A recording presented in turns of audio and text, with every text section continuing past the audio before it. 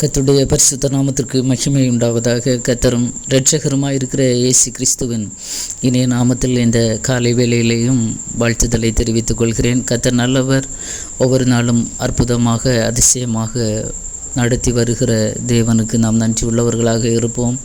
இந்த நாளிலே கூட சற்று நேர சிந்தனையாக 2 வசனங்களை வாசிக்கும்படியாக நான் விரும்புகிறேன்.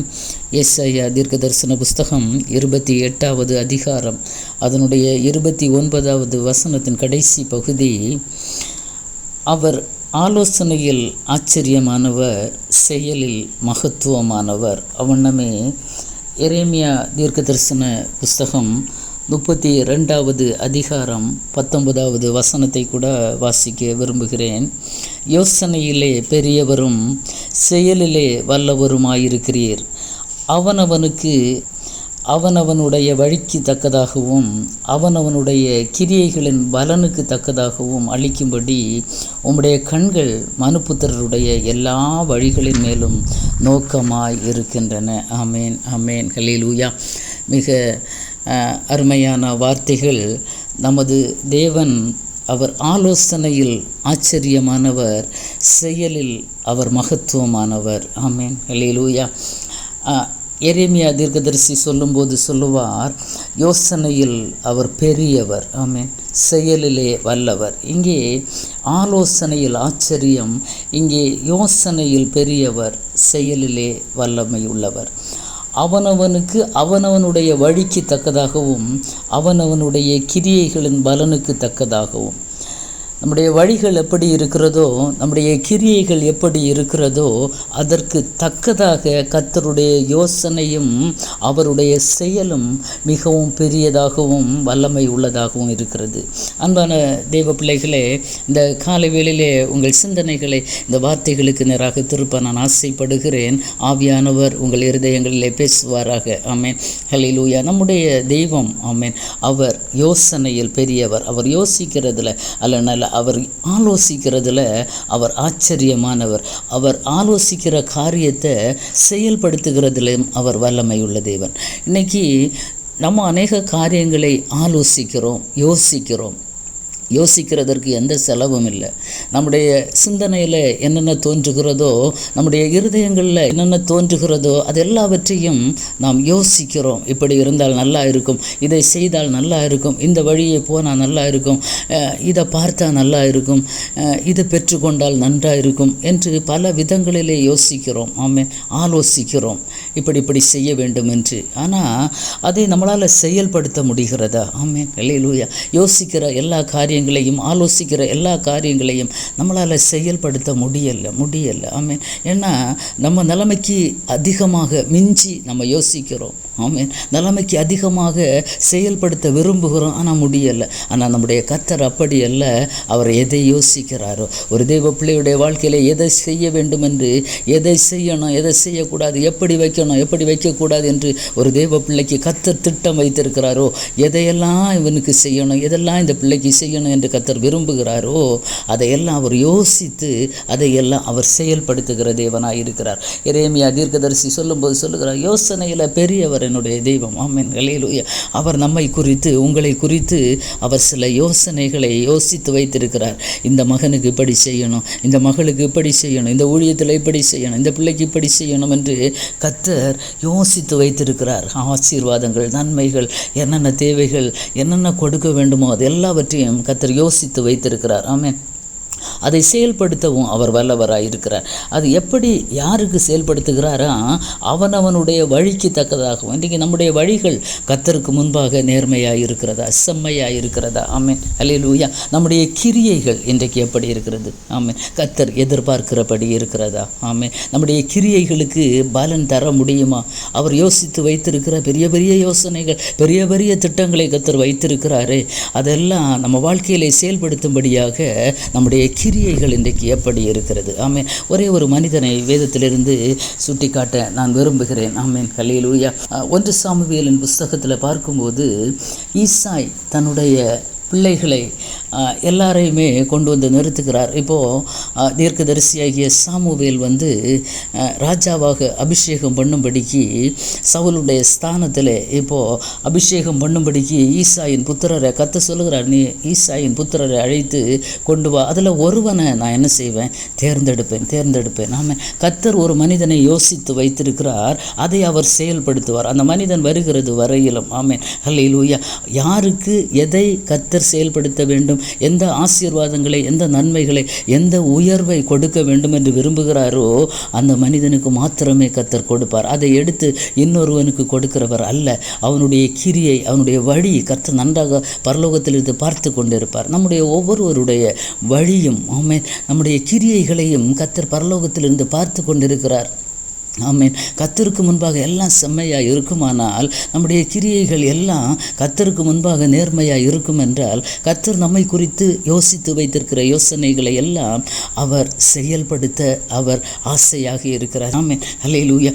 ஈசாய் தன்னுடைய பிள்ளைகளை எல்லாம் அழைத்து கொண்டு வருகிறார். நல்ல பலசாலிகள், ஹல்லேலூயா, பார்வைக்கு ரொம்ப உயரம் உள்ளவங்க, ரொம்ப பாடி ஸ்ட்ரக்சரெல்லாம் ரொம்ப அருமையான பிள்ளைகள் எல்லாரையும் வரிசையாக கொண்டு வர்றாரு. ஆமென், ஹல்லேலூயா.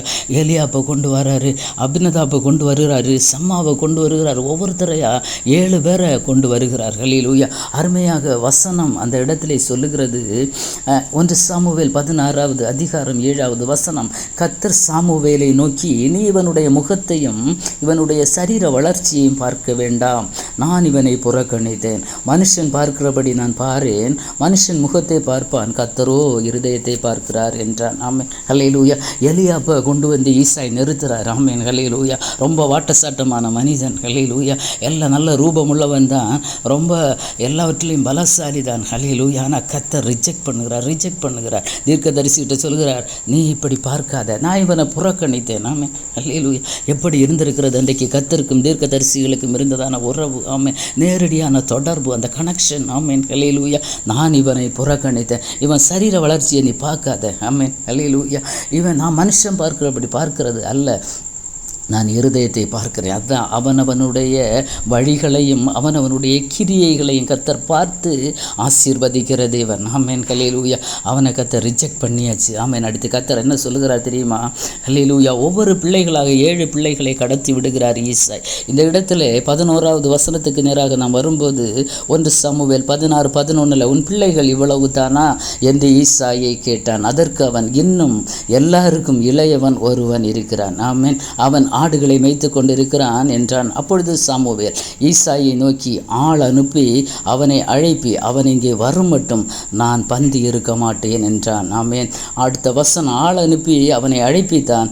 அவன் சிவந்த மேனியும் அழகிய கண்களும் நல்ல ரூபமுள்ளவனுமாயிருந்தான். அப்பொழுது கர்த்தர், இவன் தான், நீ இவனை எழுந்து அபிஷேகம் பண்ணு என்றார். ஆமென், ஹல்லேலூயா. இப்போ தகப்பனே, ஹல்லேலூயா, தாவீது ஒன்றுக்கும் லாயக்கில்லைன்னு சொல்லி அவன் இப்போ வனாந்தரத்தில் ஆடுகளை மேய்த்து கொண்டு இருக்கிறான். ஆமென். இவனை யாருமே ராஜாவாக அபிஷேகம் பண்ண மாட்டாங்க. இவனுக்கு படிப்பறிவு இல்லை, இவனுக்கு வேறு எந்த அந்தஸ்தும் இல்லை, எந்த பலனும் இல்லை, எந்த பலசாலியும் அல்ல. அதனால் இப்போ தாவீதை ஆடு மேய்ப்பதற்காக வனாந்தரத்திலே தகப்பனார் அனுப்பிவிட்டு இருக்கிறார்.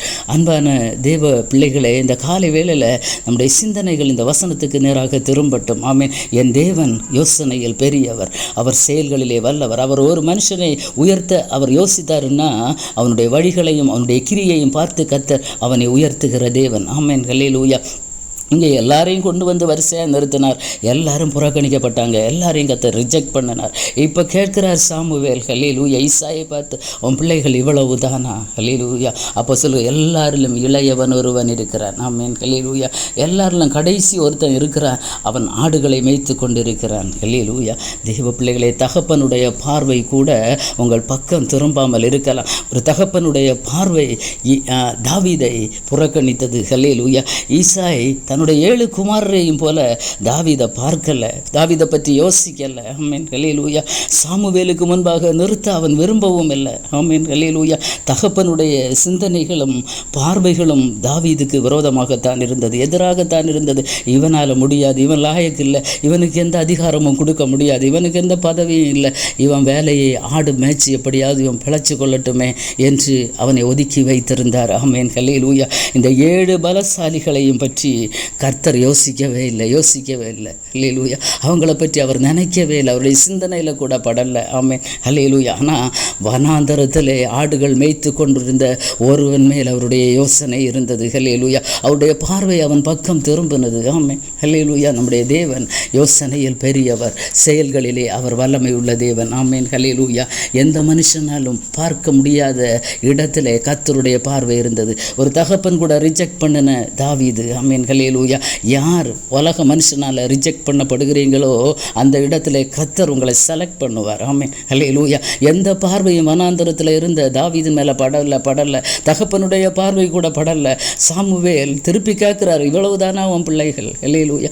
அப்போ தான் சொல்கிறார், இன்னும் கடைசியில் ஒருத்தன் இருக்கிறான், அவன் ஆடு மேய்ச்சிட்டு இருக்கிறான், இவனுக்கு கூட விருப்பம் இல்லை. அவனை கொண்டு வந்து சாமுவேலுக்கு முன்பாக நிறுத்த தகப்பனுக்கு கூட விருப்பம் இல்லை. ஆனால் கர்த்தருடைய பார்வை முழுவதும், கர்த்தருடைய யோசனை எல்லாம் தாவீதின் மேல் இருந்தது. ஆமென். ஒரு தகப்பன் பார்வை பிள்ளையின் மேல் இல்லாமல் இருந்தால் கூட, அல்லேலூயா, தகப்பனை விட அதிகமாக நம்மை நேசிக்கிற தேவன், நம்மேல் பல திட்டங்களை வைத்திருக்கிற தேவன், நம்மை குறித்துதான் அவருடைய யோசனைகள் பெரியது. ஆமென். எல்லாருடைய பார்வை நம்மை விட்டு விலகும் போது, நீ வனாந்தரத்தில் இருக்கலாம், வனாந்தரமான வாழ்க்கையில் இருக்கலாம், யாருக்கும் வேண்டாத ஒரு அனுபவத்தில் இருக்கலாம். ஆடுகளை மேய்த்து கொண்டிருந்த தாவீது, அல்லேலூயா, உலக பிரகாரமான எந்த அந்தஸ்தும், எந்த படிப்பும், எந்த அறிவும், எந்த பட்டமும் இல்லாமல் இருக்கலாம். ஆனால் என் தேவனுடைய கண்கள், என் தேவனுடைய யோசனை ஒரு பக்கம் இருக்கிறது. ஆமென். கர்த்தர் எல்லாரையும் ரிஜெக்ட் பண்ணி விட்டு அந்த தாவீதை தெரிந்து கொண்டது போல இன்றைக்கு யாரோ ஒருவர் எல்லாராலும் புறக்கணிக்கப்பட்ட நிலைமையில் இருக்கிற பிரதர் சிஸ்டர் உங்களை பார்த்து கர்த்தர் சொல்லுகிறார், அல்லேலூயா, கர்த்தருடைய பார்வை உங்கள் பக்கம் இருக்கிறது. ஆமென். அல்லேலூயா. கர்த்தர் உங்களை விசாரிக்கிற தேவன், அவர் யோசனையில் பெரியவர். அவர் என்ன உங்களை குறித்து திட்டம் வைத்திருக்கிறாரோ அதை அவர் செயல்படுத்துவார். தாவீது வனாந்தரத்தில் அவன் பாடிக்கொண்டு இருந்திருக்கலாம். அல்லேலூயா. அல்லேலூயா. கர்த்தர் என் மேய்ப்பராய் இருக்கிறார், நான் தாட்சியடையேன். அல்லேலூயா. தாவீதுக்கு அதுதான் தெரியும். ஆமென். அவன் வனாந்தரத்தில் இருந்த பாடல்களை பாடிக்கொண்டு இருந்திருக்கலாம். ஆமென். அல்லேலூயா. என்ன சொல்லியிருப்பான் தெரியுமா? என் சத்துருக்களுக்கு முன்பாக எனக்கு ஒரு பந்தியை அவர் ஆயத்தப்படுத்துவார், என் தலையை எண்ணெயால் அபிஷேகம் பண்ணுவார், என் பாத்திரம் மறுநாள் நிரம்பி வழியும். ஆமென். என் ஜீவன் உள்ள நாள் அல்ல, நன்மையும் கிருபை என்னை தொடரும் என்று அவன் அந்த வனாந்தரத்தில் யாரும் கேட்பதற்கு இல்லை. அல்லேலூயா. ஆடுகளை ஓட்டிவிட்டு அவன் தன்னந்தனியாக பாடிக்கொண்டிருந்ததை பரலோகம் கேட்டது. பரலோகத்தின் பார்வை தாவீதின் பக்கம் திரும்பினது. கர்த்தர் அவனை செலக்ட் பண்ணினார். அன்பான வாலிப தம்பி, தங்கச்சி, சகோதரனை, சகோதரி, இந்த காலை வேளையில் பரிசுத்த ஆவியானவர் உங்களை பார்த்து சொல்லுகிறார், எல்லாரும் கைவிட்டாலும், பெற்றோர் கைவிடலாம், உற்றார் கைவிடலாம், உறவினர் கைவிடலாம், அல்லேலூயா, நம்பினவங்க எல்லாம் கைவிடலாம், நேசித்த நண்பர்கள் கூட கைவிடலாம். ஆமென். அல்லேலூயா. குடும்பத்தில் எல்லாராலும் புறக்கணிக்கப்பட்டு ஒதுக்கி வைக்கப்பட்ட நிலையில் இருந்தீங்கன்னா கர்த்தருடைய பார்வை இந்த காலை வேளையில் உங்கள் பக்கம் திரும்புகிறது. அல்லேலூயா.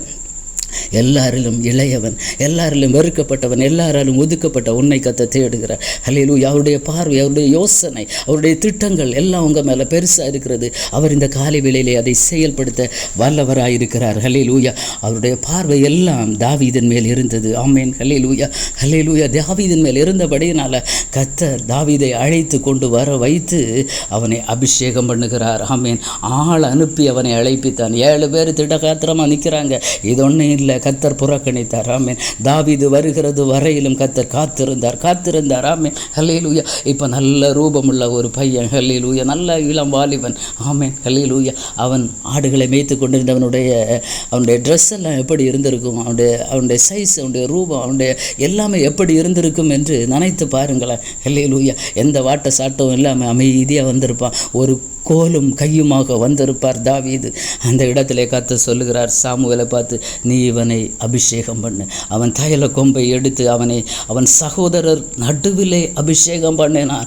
7 பேரும் பார்த்து கொண்டு இருக்கும்போது 8வது ஒருவனை, அவர்கள் முன்னிலையில் எல்லாராலும் வெறுக்கப்பட்டவனை, சத்துருக்களுக்கு முன்பாக பந்தியை ஆயத்தப்படுத்துகிற என்னுடைய தேவன். ஆமென். அல்லேலூயா. தேவ பிள்ளைகளை கலங்காதுங்க. இன்னைக்கு வெறுக்கப்பட்டு ஒதுக்கப்பட்ட நிலைமையில் இருந்தீங்கன்னா அவர்களுக்கு முன்பாக, அவர்கள் நடுவில் எந்த உற்றார் உறவினராக இருக்கலாம், சகோதரங்களாக இருக்கலாம், பந்து ஜனங்களாக இருக்கலாம், எந்த இடத்துல இருக்கலாம், வேலை செய்கிற இடங்களாக இருக்கலாம், எந்த இடத்துல யாருடைய பார்வை நம்ம பக்கம் படலைன்னா பரலோகத்தின் பார்வை, கர்த்தரை நம்பி, அல்லேலூயா, உன் வழி கர்த்தருக்கு முன்பாக செம்மையாக இருக்கணும், உன் கிரிய கர்த்தருக்கு முன்பாக செம்மையாக இருக்கும் என்றால் கர்த்தர் உனக்காக வைத்திருக்கிறதை எந்த கண்ணும் காணல, எந்த காதும் கேட்கல, எந்த இருதயத்தில் தோன்றவும் இல்லை. ஆமென். சத்துருக்களுக்கு முன்பாக பந்தி ஆயத்தப்படுத்துகிற தேவன். ஆமென். சகோதரர் நடுவிலே அபிஷேகம் பண்ணினான். ஆமென். அந்த நாள் முதற்கொண்டு கர்த்தருடைய ஆவியானவர் தாவீதின் மேல் இருந்தார் என்று நம்மை பார்க்க முடியும். அந்த நாள் முதற்கொண்டு அபிஷேகம் பண்ணப்பட்ட அந்த நாளிலிருந்து கர்த்தருடைய ஆவியானவர் தாவீதின் மேல் இறங்கி இருந்தார். ஆமென். யாருக்கும் கிடைக்காத இந்த பாக்கியம், அந்த அபிஷேகம், ஆமென், தாவீதிற்கு கிடைத்தது. ஆமென். எப்படி கிடைத்தது? எல்லாராலும் ஒதுக்கப்பட்டு வனாந்தரத்தில் இருந்த தாவீதை கர்த்தருடைய பார்வை தாவீதின் பக்கம் திரும்பினது. அப்படியானால் இந்த காலை வேளையில் என் தேவன் ஆலோசனையில் ஆச்சரியமானவர், அவர் செயல்களிலே வல்லமை உள்ளவர். ஆமென். அவனுடைய வழிக்கு தக்கதாக, அவனுடைய வழி கர்த்தருக்கு முன்பாக நேர்மையாக இருக்கணும். தன்னந்தனியாக வனாந்தரத்திலே பாடிக்கொண்டிருந்தானே தாவீது, அவனை அழைத்து அபிஷேகம் பண்ணின தேவன். ஆமென். இன்றைக்கு தன்னந்தனியாக ஒரு வனாந்தரமான ஒரு அனுபவம் வாழ்க்கையில். ஹல்லேலூயா. அப்படி இருந்தால் கூட கலங்காதுங்க, பயப்படாதுங்க. கர்த்தருடைய பார்வை இந்த காலை வேளையில் உங்கள் மேல் பட்டு இருக்கிறது. அவர் உங்களை அழைத்து, ஹல்லேலூயா, யார் யார் வருத்தாங்களோ அவர்கள் நடுவில் அவர்கள் கண்கள் பார்த்து கொண்டிருக்க உங்களை அவர் அபிஷேகம் பண்ணுவார், ஆசீர்வதிப்பார், அவர் நடத்துவார். ஆமென். விசுவாசிக்கிறீங்களா? கண்களை மூடி ஜெபிப்போம். தகப்பனே, இந்த நல்ல காலை வேளைக்காக உமக்கு நன்றி தகப்பனே. இயேசுப்பா, நீர் ஆலோசனையில் பெரியவர், செயல்களிலே வல்லமை உள்ள தெய்வம் ஆண்டவரே. உம்மால் செய்யக்கூடாத அதிசயமான காரியம் ஒன்றுமில்லை. ஆராய்ந்து முடியாத பெரிய காரியங்களை செய்கிற தெய்வம், எண்ணி முடியாத அதிசயங்களை நீர் செய்கிறீர் ஆண்டவரே. உம்முடைய சிந்தையை அறிந்தவன் ஒருவனும் இல்லைப்பா. உமக்கு ஆலோசனைக்காரனாக இருந்தவன் ஒருவனும் இல்லையே தகப்பனே. ஏசப்பா, உம்முடைய ஐஸ்வர்யம், உம்முடைய ஞானம், உம்முடைய அறிவு, உம்முடைய ஆழம் மிகவும் அதிகமாக இருக்கிறது ஆண்டவரே. இந்த காலை வேளையில் இந்த வார்த்தைகளை புரிந்து கொள்ளும்படியாக எங்களுக்கு கிருபை தந்தீர். நன்றி அப்பா. இதை கேட்கிற பிள்ளைகளுடைய இருதயங்கள் ஆண்டவரே பலப்படட்டும், தைரியப்படட்டும் தகப்பனே. ஆண்டவரே, எல்லாராலும் ஒதுக்கப்பட்ட, தகப்பனால் ஒதுக்கப்பட்ட, வெறுக்கப்பட்ட தாவீதை அழைத்து சகோதரர் நடுவிலே அபிஷேகம் பண்ணினீரே தகப்பனே. யாரால் வெறுக்கப்பட்டு ஒதுக்கப்பட்டு வனாந்தரமான வாழ்க்கையில் இருக்கிற பிள்ளைகளை அவர்கள் நடுவிலே சத்துருக்களுக்கு முன்பாக பந்தியை ஆயத்தம் பண்ணுகிற தேவன் என்பதை ஒவ்வொரு பிள்ளைகளுடைய இருதயத்திலும் நீர் பேசுவீராக. கர்த்தருடைய சத்தம் ஒவ்வொரு இருதயத்திலும் துணிக்கட்டும் தகப்பனே. நீர் அப்படி செய்ய போகிற கிருபைக்காய் நன்றி ஆண்டவரே. ஒவ்வொரு தெய்வ பிள்ளைகளையும் குறித்ததான தேவ செயல்கள், தேவ திட்டங்கள் ஆண்டவரே, நீர் யோசித்து வைத்திருக்கிற யோசனைகள், ஆசீர்வாதங்கள், நன்மைகளை சுதந்திரித்துக் கொள்ளும்படியாக ஒவ்வொரு தெய்வ பிள்ளைகளுடைய வழிகளும் கிரியைகளும் உமக்கு முன்பாக பிரீதியாய் அமையட்டும் ஆண்டவரே. இந்த வார்த்தைகளுக்காக உமக்கு நன்றி செலுத்துகிறேன். கர்த்தர் மாத்திரம் மகிமைப்படுவீராக. ஆசீர்வதியும் இயேசுவின் மூலம் ஜெபத்தை கேளும் ஜீவனுள்ள நல்ல பிதாவே. ஆமேன், ஆமேன். God bless you.